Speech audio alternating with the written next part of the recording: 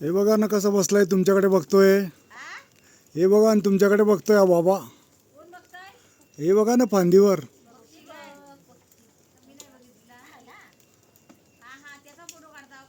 हा तुमचा पण काढतो ना.